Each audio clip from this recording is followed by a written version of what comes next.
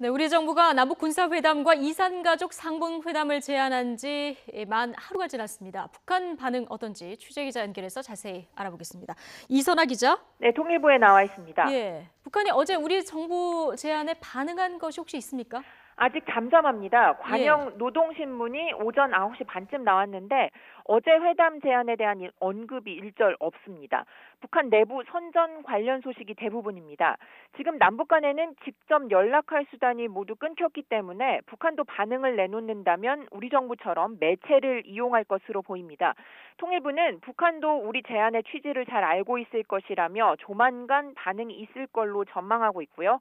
국방부는 아직 북한 반응이 없지만 이런 점을 고려해서 일정을 잡았다며 기다리고 있다고 밝혔습니다. 북한이 우리 제안을 그대로 수용할 가능성, 이건 얼마나 될까요? 네, 예전 사례를 봐도 북한이 우리 정부 회담 제안을 한 번에 받아들인 적은 거의 없습니다. 일례로 지난 2013년 남북관계 경색 여파로 개성공단이 잠정 폐쇄됐을 때 우리 정부가 북한의 개성공단 정상화를 위한 회담을 제안했는데 북한은 여기에다가 금강산 관광 재개도 같이 논의하자며 수정 제안을 한 적이 있습니다.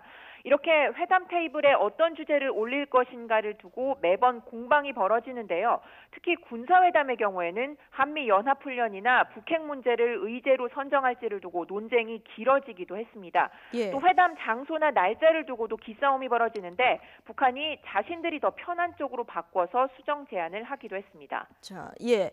그렇다면 뭐 여러 가지 가능성 중에 이번에는 어떨까요? 이선아 기자는 어떻게 봅니까? 네, 여러 가지 관측이 나오고 있습니다. 예. 먼저 북한이 군사회담과 이산가족 상봉회담을 개별적으로 여는 게 아니라 서로의 관심사를 포괄적으로 논의하자면서 고위급 회담을 역제안할 가능성이 있습니다. 이 비슷한 사례로 지난 2015년에 북한 지뢰 도발 이후에 이른바 2+2 회담이 열렸었는데요. 이때 남북은 군사, 비군사 분야를 모두 아울러서 합의를 이끌어낸 적이 있습니다. 또 두 번째로는 자신들이 원하는 한미연합훈련 중단이나 대북제재 해제도 논의하자고 제안할 가능성이 있습니다.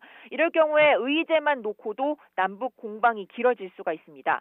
마지막으로 북한이 군사회담은 대북 확성기 방송이나 대북 전단 살포를 중단시킬 수 있는 기회로 보고 받아들이되 이산가족 상봉회담은 탈북 여종업원 12명과 탈북했다가 송환을 요구하는 김련희 씨를 돌려보내라는 선결 조건을 내걸 수 있다는 관측도 있습니다.